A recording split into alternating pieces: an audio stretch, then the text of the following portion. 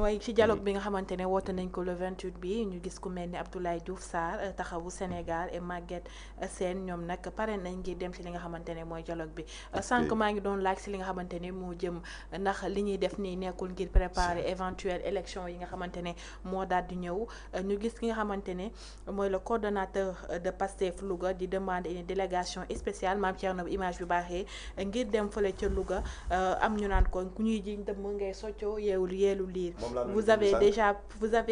avez peur de faire face à lui. Cela prouve que l'arrestation de Moustapha Diop est une commande politique. Un maire qui vient à peine d'être arrêté, comment on peut mettre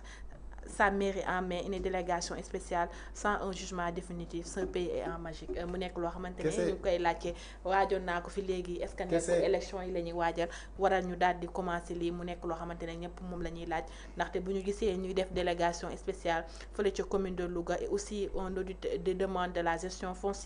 financier et foncier de Louga xel day daal di tey si li nga xamante ne moo jëm ci dossier ki nga xamante ne mooy Moustapha Diop mu nekk loo xamante ne gis nañ ko fi waaye ñu gisaat leneen loo xamante ne amaan na fi Mame Thierno image bi yónnee naa la ko ñu naan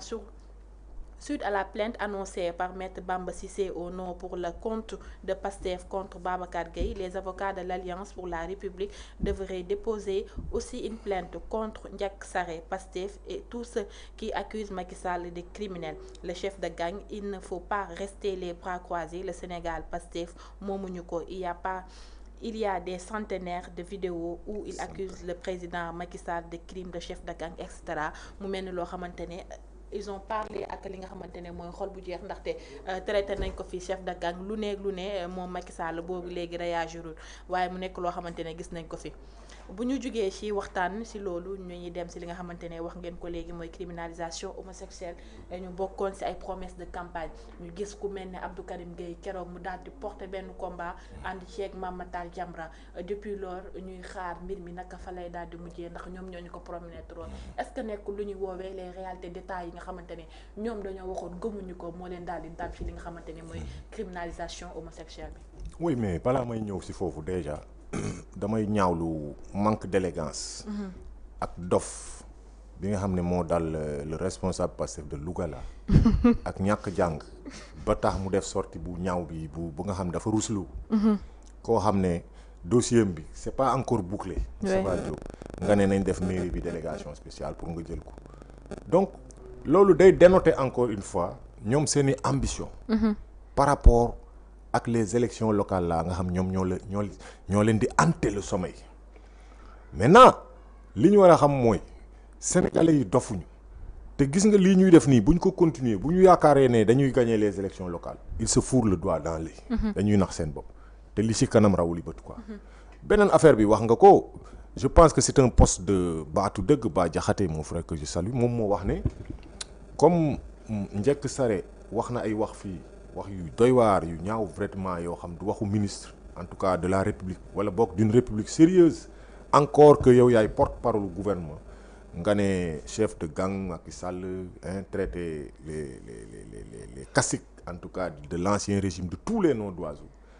mais wax na dëgg mu ne mais pourquoi pas avocat wu APR yi mais def une plainte contre Moustapha Ndiak Sarré ne serait-ce que pour mu leeral wax naa ko sànq sama entame émission c'est-à-dire Ndiak Sarré li mu wax c'est extrêmement dangereux en tant que porte-parole du gouvernement c'est pas une voix boo xam ne voix wu caaxaan la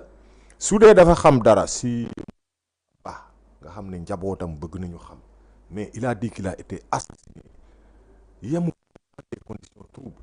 mais na waa APR def une plainte pour appeler Ndiak Sarré en tout cas à apporter des clarifications par rapport à cette accusation là waxuma la sax fi muy waxee Macky Sall chef de gang parce que je me demande qui a en tout cas été au moins lui une autorité respectée qui a son autorité contrairement en tout cas au président Bassirou Diomaye Faye qui ne fait pas montre d'autorité du tout. Un premier ministre par exemple sous Macky Sall n'oserait pas, ça je peux le dire et je l'affirme, n'oserait pas aller rendre visite à un prisonnier alors que jëlaguñu benn décision ci prisonnier bi et on a vu un premier ministre qui est allé en prison rendre visite à un prisonnier à la veille de son procès. Et nous attendons le 4 juin pour voir qu'est-ce que en tout cas sera le sort de Azoura Fall. Bu dee dañuy wax ne la justice là elle est juste au Sénégal c'est extrêmement grave mais maa ngi ciy xaar dara parce que lii moom véritablement grand le 4 juin dinañu xam ndax Sénégal bii am na justice am na rupture wala amu ko véritablement benn affaire bi sur l'homosexualité man fi may démarrer c'est le contexte c'est les faits c'est la réalité du terrain munoo fi accueillir encore une fois Jean-Luc Mélenchon mu ñëw université de Dakar nekk leaderu France insoumise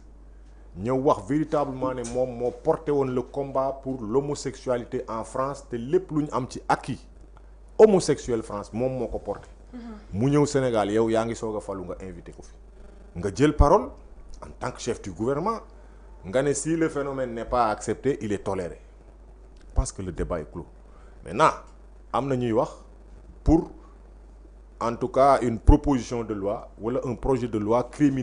criminalisant l'homosexualité à l'Assemblée nationale encore une fois balaa may dugg foofu góor jigéen bi ñuy wane nii sànq moom moo ñëwoon Dakar fi immeuble ba daanoo woon non seulement dafa ñëw ñibbi immeuble bi daanu yàlla reyu ko mais da ko bàyyi mu dem def une communication di ñaawalaat nit ñi